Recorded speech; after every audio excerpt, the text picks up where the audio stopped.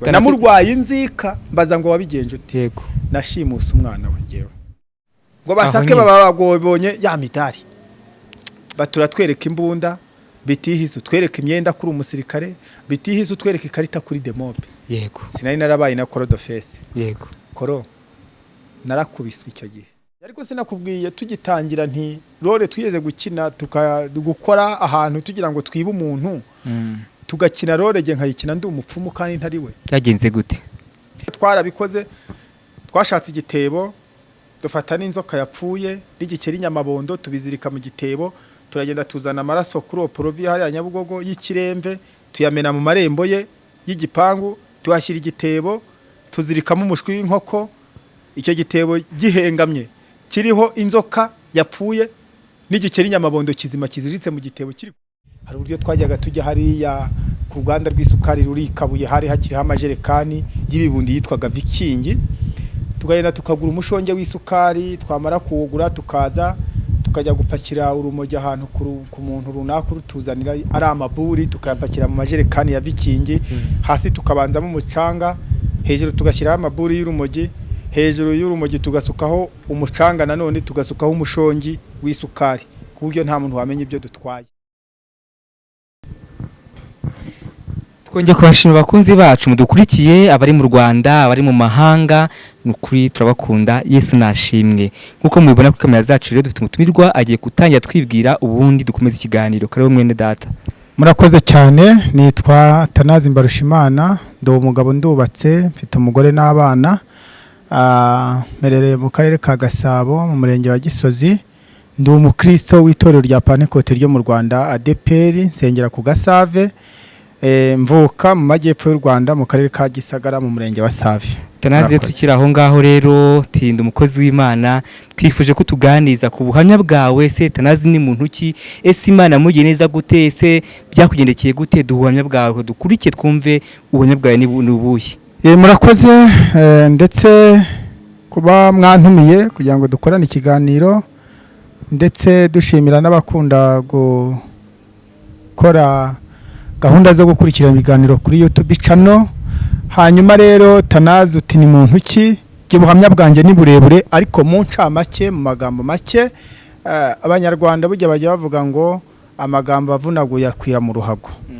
Bishatse kuvuga iki? Bishatse kuvuga ngo ubuhamya nubwo bigaba ubw'amasaha 2 cyangwa 3 ubuhamya njya mbucagagura kandi bikaza kurangira bwumvikanye n'icyo nshaka kuvuga cyumvikanye. Urakoze cyane rero Tanazi tugiye gutangira n'isengesho tuna gusenga Imana turagize Imana kugira ngo Imana tuyibare mu kiganiro cyo gutangira tugeze ubuhamya bwawe dusenge.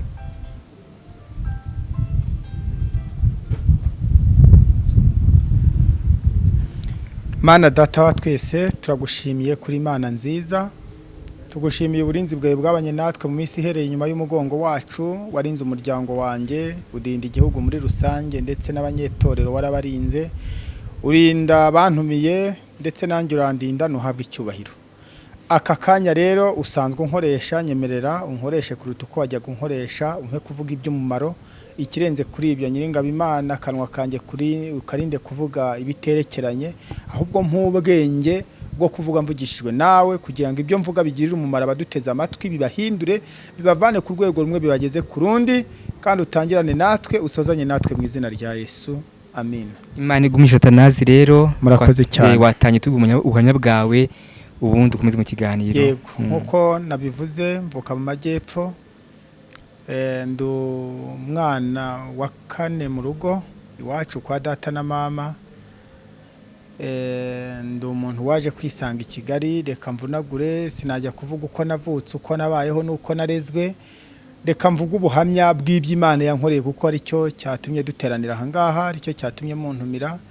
Ndashimira Imana cyane nifashishije ijambo ry'Imana riboneka mu rwandiko Pawulo yandikiye Timoteyo rwandiko rwa 2 igice cya 2 n'umurongo wa 12 haravuga ngo Pawulo ashimira Imana imbabazi yamugiriye aravuga ngo ndashimira Kristo Yesu kuko yatekereje ko ndi wo kwizerwa akangabira umurimo we. Avuga ati nubwo nabanje kuba umutukanyi umujura umunyarugomo ariko narababariwe icyatumye mbabarirwa no kugira ngo Yesu Kristo yerekanirwe muri je Imana ishimwe. Nkuko rero Pawulo yabivuze nibutsa abateze amatwi YouTube channel ko uyu Pawulo ni umwe wahoze ari Sawuli ahiga ubwoko bw'Imana, atoteza ubwoko bw'Imana, ariko ngubwo yari mu nzira ajya i Damasiko gutoteza ubwoko bw'Imana ngatungurwa n'umucyo. Umucyo w'Imana uramutungura, uramubaza ngo Sawuli ntotereza iki? Undi aturinde mwami nkakwizera nkakumvira. Imana iramwigaragariza, atangira kuvuga ubutumwa, atangira nawe kujya arenganyirizwa umurimo w'Imana, yigishije amatorero menshi, azenguruka ahantu henshi avuga ubutumwa bw'Imana. Iki gihe yari yabwiraga Timoteyo amusobanurira ko Imana yamugiriye imbabazi atarazikwiye. Ashaka kubasobanurira ko ashimira Imana imbabazi yamugiriye. Icyo kintu hari abantu batajya bagiha agaciro, ariko gutekereza ugatekereza inzira umuntu aba yanyuzemo, ibikorwa aba yarakoze, ibyo leta yamenye ikabimuhanira, ibyo itamenye uko byagenze ariko watekereza imbabazi Imana yamugiriye yakugiriye ukumva ni iby'agaciro. Pawulo rero izo mbabazi azimenyesha Timoteyo, avuga ati ndashimira Kristo kuko yatekereje ko nanjye naba umwe wo mu bizerwa. Kana tukira aho ngaho tubwire neza se ibyo bintu kugira ngo umwizerwa wabanje kubikiye se wari umusambanyi, n'undi buhamya bwawe n'ubuye duhumye bwa nyirizina? Ntabwo nabaye indaya cyangwa se umusambanyi. Wakoraga ibiki kana? Yewe nabaye muri uyu mujyi wa Kigali, turahaba, sindi munavuge ngo naribye, ubwo nibye, ariko jewe uburyo nibagamo nta nzu y'umuntu nacukuye, nta muntu nakoze, ahubwo je nari mfite systeme yo kuba ahubwo abibye jewe bampa. Tanakumva ko atari ubujura se? Nagura umutabaye mujura. Nari nakubwiye ntubujura je nakoze, sinahakanye ko ntibye. Ubujura je nakoze, nta nzu y'umuntu nacukuye, ntawe nashikuje, nta n'uwo nakoze mu, ahubwo abibaga jewe nanjye nabamburaga ibyo bibye. Bivuze ngo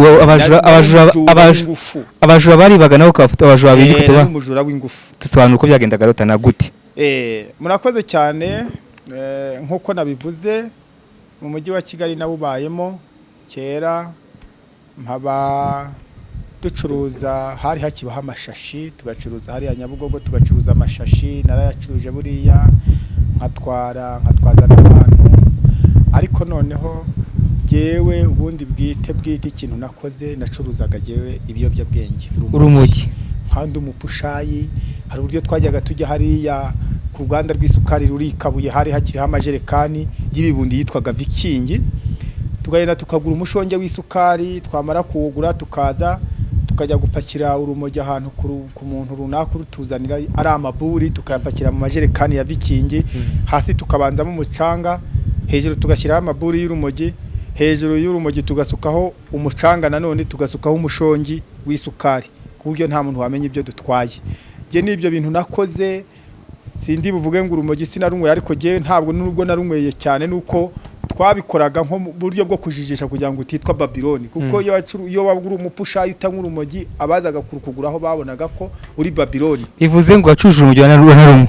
Nararunyweye, kuko sindi buvuge ngo sinarunyweye, nubwo narunywaga byo guheza, byo kugira ngo ngaragarire amaso y'abakiriya banjye mbareshye baze bampahire, ariko narunweyeho. Tana wamaze imyaka ingaho ucuza urumogi n'umujura? Ni imyaka kugera 2010, kuvana nagera i Kigali, imyaka igera nko muri 5 cyangwa 6. Tana umaze kuba umujura no kucuza urumogi, ese wafunzwe kangahe? Se ntabwo bizi byagenze gute ubuhamya uko byakugendekeye? Ntabwo nigeze mfungwa ngo nkatirwe n'inkiko. Nagiye mfungwa nkaburana ngatsinda, banshinja ibiyobyabwenge. Tana tukira aho ngaho watsinda gute kandi ibyo wakoraga bigaragara binazi unabyemerera, byagenze gute? Oya, ni ngombwa se ngo umuntu wese wemera icyaha ajye mu rukiko cyemere? Ntabwo warahakanaga mbese? Narahakanaga. Waguraga leta bakabura ibimenyetso bimpamye icyaha nkataha. Ariko tukiraha hari ushobora kuba teza amatwi YouTube channel ari gukurikira kiganira akavuga ati buriya hari abantu bafungwa bagirwa bere baba ari abanyabyaha bakabarekura. Oya, hari abantu bafungwa mu by'ukuri bakoze ibyaha bikabahama bagafungwa, hari n'abantu bafungwa bakoze ibyaha bitewe nuko ubashinja abuze ibimenyetso bibahamye icyaha bakabagirwa bere, kandi yagikoze. Umucamanza icyarebaho areba ibimenyetso bishinja umuntu bigatuma ahamwa n'icyaha. Ntabwo rero bisobanuye ngo umuntu wese wafunzwe agafungurwa yakoze icyaha cyangwa se ntiyagikoze. Buryo ukuri kuba kuri mu mutima we n'Imana yo mu ijuru rero. Tubwire nuko rero kagitwa ibyo bwenge bicuruza ubu nabicuruje. Jewe harimo abantu bajyaga biba ibi bya escroquerie byo mujya mwumva abantu babasha gutubura amafaranga, ibi bintu byo gucuruza zahabu atari zahabu. ibyo warabikoze nuko buriya igihe kimwe njya nibuka ubutubuzi twakoze dubikora nk'abantu bakina filime cyangwa se komedi. Icyo gihe nakinnye ndi umupfumu kugira ngo tubone amafaranga. Uyu mujyi twawushakiyemo imibereho, bimwe bikanga ubundi bikanga. Uretse ko aba bakora izo ngeso cyangwa se n'abazikoze bakazivamo, ariko abazikoze bakazivamo banyumva cyane ko akenshi aya mafaranga abonerwa muri izi nzira nta mumaro agirira umuntu, kuko iyo aza kuba agirira umuntu w'umumaro nakagombye kuba ntuye ahantu heza, ntuye mfite inzu, mfite byinshi. Ariko ni amafaranga ubona kayajyana mu nzoga, kayasindira, ukayarira, bikarangiriraho. Estana, ubujura cyangwa se ibyo bwenge ko byanga byakora bavuga nta muntu ubikora ngo abireke, byakugendekeye kugira ngo bireke, wabishojwe n'iki niki cyagushobora ngo ibyo no kukubeshya. Buriya abavuga gutyo biba ari ibinyoma. Yego, jewe nabonye Imana yo mu ijuru, Imana yo mu ijuru, umwuka wera w'Imana niwo wemeza abantu iby'ibyaha byabo. Aho polisi gufata gakwambika amapingu bakagufunga. Ubu turashimira na leta y'u Rwanda wakakanya nta bajura bagikubitwa. Kera abantu barafatwaga bakabakubita. Tukira aho ngaho utana barakubise kuri ubujura. Narakubiswe kenshi cyane. Oya, ntabwo ari kenshi. Ndabyibuka igihe kimwe nari ntuye Gikondo ahitwa mu Gashyekero, ariko hari umuntu umwe wo ku Karambo w'umugabo bizye dinamo y'imashini isya, baza kuvuga ko mu bantu baba bamwibye nanjye ndimo, kandi mukuri ntabwo nari ndimo. Baradukubise, barankubita, bambwira bati vugaho mwayigurishije tujye kuyigaruza. Mu by'ukuri izo nkoni sinzazibagirwa. Namurwaye inzika, mbaza ngo wabigenje ute? Yego, nashimuse umwana we ngewe. Byabayeho mu Rwanda? Namutwaye umwana mumarana ibyumweru 2. Byabayeho mu Rwanda? Baramubuze. Byabayeho? Byabayeho. Nagiye kuri Aperugunga aho umwana yigaga, umwana rwose wigaga materineri, ndagenda kuko twari tuziranye. Umwana ndagenda ndamufata ku ishuri, ntaje kumufata kuko yaranzi nurira moto. Ari umujura koko. Umwana ndamutwara, umukozi yagiye kumufata ku ishuri asanga umwana yagiye. Bamutwaye, baramuhiga, baramushaka ahantu hose, batanga amatangazo, inzego z'ubuyobozi zirashaka, ziraheba. Tana, nari ngambiriye jewe, ntabwo umwana namubabaje, umwana namwitayeho. Umwana mugurira imyenda, mugurira ibyo kurya, mugurira ibipupe. Umwana ari hehese, ari wanjye muri geto aho nari ncumbitse. Ariko icyo ngira ngo nkubwire, icyo nari ngambiriye gukora kwari ukugira ngo inkoni nakubiswe nkababara, mbabaze uwo mugabo n'umugore we, bababare bumve ko agahinda kababaza, uko umubabaro umera. Umwana ndamutunga, umwana kuko yari asanzwe anzi, umwana arankunda. Ntabwo se bagiye muri leta kurega ko babuze umwana? Barashakishije, none se umwana uri mu ahantu atasohoka bari kumukura. Ntabwo bagiye mu buyobozi z'ababyeyi babo? Uko babigenje nibo bakuzi. Nyuma yaho umwana byaje kubona ababyeyi. Nyuma yaho jewe basubiza umwana, icyo nakoze nagiriye impuhwe nyina. Nyina yari umudamu utuje, ufite nk'ibiro 90 n'ibindi, aragenda arananuka agera nko ku biro 50 cyangwa 45. Mbona mu by'ukuri ubugome bw'umugabo we n'umugore bumugizeho ingaruka, mugirira impuhwe. Kandi igikuntu ndi nari mubi, najyaga mfata umwana nkahamagara fotogarafe akamufotora n'ibipupe, hari n'utuntu tw'udusambusa. Mwite tura mu mafilimi mu mahanga, bashimuta abana mu mahanga mu mafilimi. Barabikoze nawe? Narabikoze. Imana iratanga. Umwana nkamufotora afite udusosiso, afite udukeke, ari mu bipupe, nkamufotoza ifoto, narangiza nkagenda nkayita mu rugo rwabo. Ntabwo ajya kubwoba. Bakayibona kuri kamera, umuntu akaba yazenguruka agafatira ya telefone twicaye aha, we gusa afite ibimwongoza byumva ko tari bumubone. Nta kibazo afite. Ntabwo. Nuko gutyo mu rugendo. Rero igihe cyaje kugera mbonye agahinda uwo mubyeyi afite, nza kugenda bugorobye, umwana mugurira imyenda, mugurira utuntu, ndagenda ndatega moto iragenda impagarika ku gipangu bugorobye. Umwana ndahamutereka, ndasona, mpitaje nigendera. Baje gukingura bahasanga umwana agiye barambura. Nta nubwo bamenya. Uretse ko nyuma naje kubwira umubyeyi, ariko nabwo duhuye n'uwo mugore ari kugenda ari kumwe n'umwana. Umwana aza yirukanka mpobera cyane, amfitiye ubwuza, ambwira ko yari yarambuze. Nyina ati muziranye mute? Ndavuga nti ninjye wari waramujyanye jewe. Bamushimuse. Yego. ntiyahise kurega uwo mugore ati murasha Oya, ntabwo yandeze, naramubwiye nti burya namuzanye ari ukubera impuhwe nkugiriye kubera agahinda wari ufite, ariko umugabo wawe yarampemukiye anshinja dinamo kandi ntayo najyanye. Yagombaga kubyumva nk'umuntu kandi umwana we yari yamubonye kandi ntacyo yabaye. Tukiri aho ngaho umva wakoze ibintu byinshi cyane, wabaye umujura, washimusa abana ne cyangwa se abantu oya ntubitubure bitazamo urwenya ngo bitubure. Buriya mu nzira y'umunyabyaha nta cyaha robanura byose, kandi iri muri izo nzira ntacyo utinya. Udukurikiye avuga ati koko se umuntu wadukurikiye avuga ati koko nibyo uriya muntu byamugeneye ibyo ko yabikoze, babaye kuri YouTube bashaka views barabeshya, ni amagambo ntago ari byo kuko ibyo bintu. Ntabwo jewe niba wowe ushaka views igese izo naje gushaka, wantumiye mu kiganiro kugira ngo tubwire abaduteza amatwi imbaraga z'Imana, aho Imana ikura umuntu. Niba Imana abantu benshi buriya bemera Imana bakemera n'imbaraga z'Imana. Niba abantu bari abasomyi ba Bibiliya baduteza amatwi ndetse n'abazadukurikira babasomyi ba Bibiliya, mu by'ukuri bajye basoma bumva imbaraga z'Imana zavanye Pawulo hariya hantu.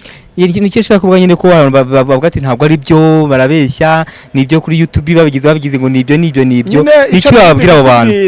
Nyakubahwa ntaguciye mu ijambo, birashoboka ko wowe wahamagara umuntu ushaka views nk'uko babivuga, birashoboka, ariko jewe ntabwo naje gushaka views. Nta cyatuma rero nzana ibinyoma ngo nibeshyere, kuko nta kiguzi uri bumpe, nta n'ikiguzi cya views ndi bugireho uruhare, kuko YouTube channel ntituyifatanyije. Je ndi kuvuga imbaraga z'Imana aho zankuye, ngo bumve niyo umuntu ari mu bubata bwa shitani imbaraga zimukoresha ibyaha agatinyuka gukora ibyo abandi batinya wakabitinyuka. Byashize gute rero? Niyo mpamvu navuze ngo imbaraga z'Imana zijya zibasha gufata umujura zikamwemeza ibyaha mu gihe polisi yamufasha ikamufunga, bakanamukatira ariko bakanamubaza ntiyemera ibyaha, ariko umwuka w'Imana yasashimwe cyane. Amen, amen. Niyo mpamvu muririmbyi umwe yaravuze ngo umwuka w'Imana yaje ntashobora gusiga abantu ko yabasanze, asiga hari impinduka. Yasashimwe cyane. Niyo mpamvu Pawulo we niwe mu cyitegererezo cyane nkunda kugenderaho, nkunda kuvuga ibye, nkavuga imbaraga z'Imana zamukoreshaga. Iyo usomye igitabo cy'Abafilipi, urwandiko Pawulo yandikiye Abafilipi igice cya 3 n'umurongo wa 7 haho aravuga ngo Pawulo ashimira Imana. Yesu ashimwe cyane. Pawulo abwira abantu uburyo atagomba ibintu byarindamuye yabihinduye igihombo gukurikira Kristo. Yesu ashimwe cyane. Aravuga ibyarindamu yanjye nabihinduye igihombo kubwo kuronka Kristo. Ngarutse rero ku kibazo warumbajije utese mu by'ukuri wabiretse ute, wabivuyemo ute? Ngewe ubwanjye ibi bintu njya kubireka nabiretse nagiye gusengera ahantu hitwa Kanzayire. Hahurira umuntu yarampamagaye arambwira ati mu by'ukuri ndashaka ko tujyana gusenga. Kuko je nubwo ibyo nabibagamo navukaga muri famiye y'abanyagatulika bakomeye. Yego. Nari n'umuririmbyi je mbona nize solfège, ngenda niririmbira indirimbo ntanga mezire mu nzira, nari mbese nari mfite impano yo kuririmba, nkaririmba mbese bimbamo. Igihe kimwe rero umuntu arandari karambwira ati hari ahantu ushaka ko tuzajyana gusenga, nihuse turajyana gusenga. Tuhageze aho Kanzayire barasenga, umuntu arambwira ati umva uko Imana ikubwiye, aguhanurira.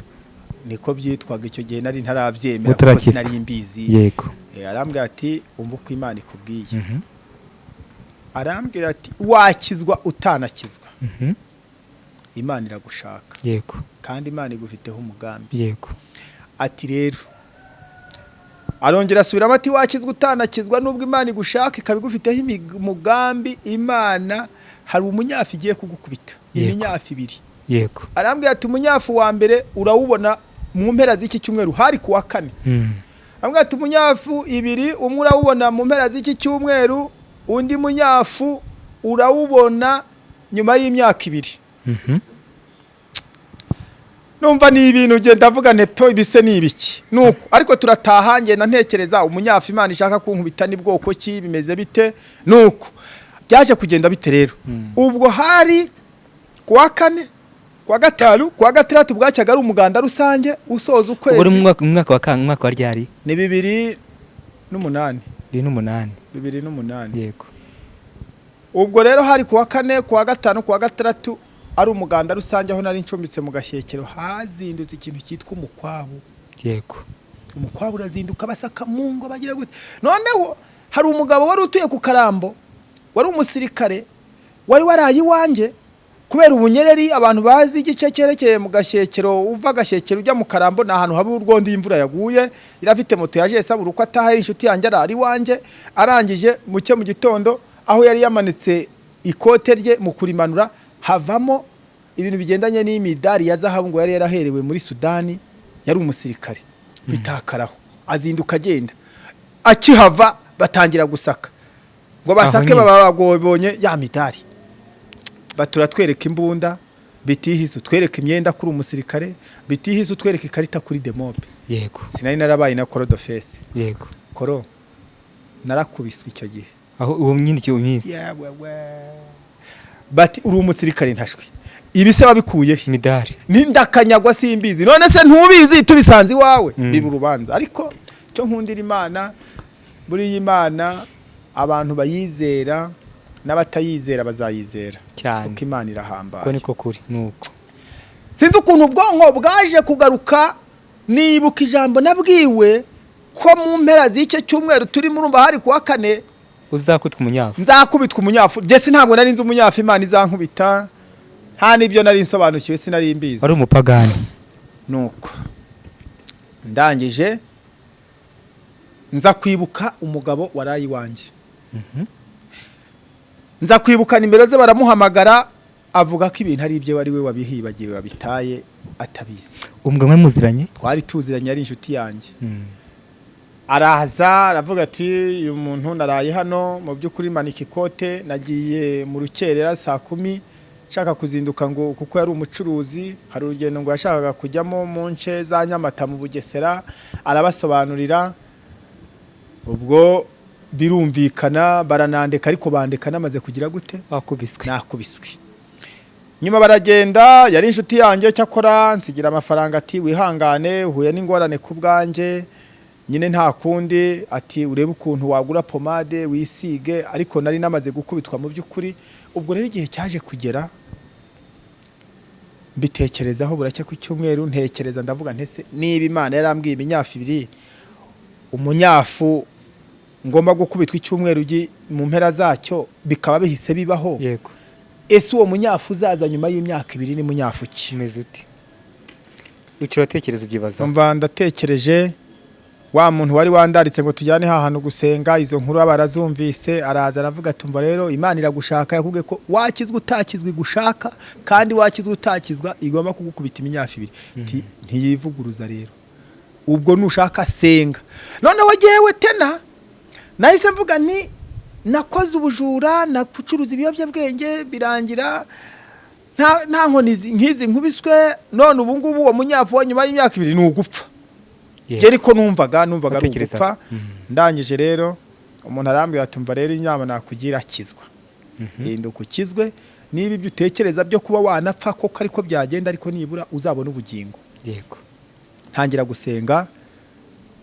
gusenga nabatijwe kuri ADPR yo mu Gashyekero ndabatizwa ndakizwa mbijyamo neza ariko ndi umuntu witegura ko ndi umugeni mu myaka 2 ngomba gupfa nkapfa niryo jambo ryari rindimo nkakizwa nkasenga ariko icyo gihe ndakizwa ndirinda ku gato no ku kanini kuko nabantu twasenganaga nabantu bari barumvise izo nkuru naravugaga nuko byagenda kose ubu bakambwira bati natangaga n'ubuhamya bw'Imana yambwiye nuko byagenze bakavuga bati ubwo niba ari ukweza nyine senga ukizwe uzigire mu ijuru ntabwo agira kugubaho tukira aho ngaho ntabwo nagiraga kuko byanga bikunda kuko nari maze gutangira inzira y'agakiza mpura n'abakozi b'Imana bakansengera bakampumuriza bati hariho n'igihe atari urupfu kuko bakubwiye umunyafu ntabwo wamenya umunyafu w'Imana wowe senga uyizere uyikomezeho uwo munyafu nunaza akaba ari ikigeragezo cyangwa ari ibibazo uzabashe kubihagararamo ushikamye kandi tukuri inyuma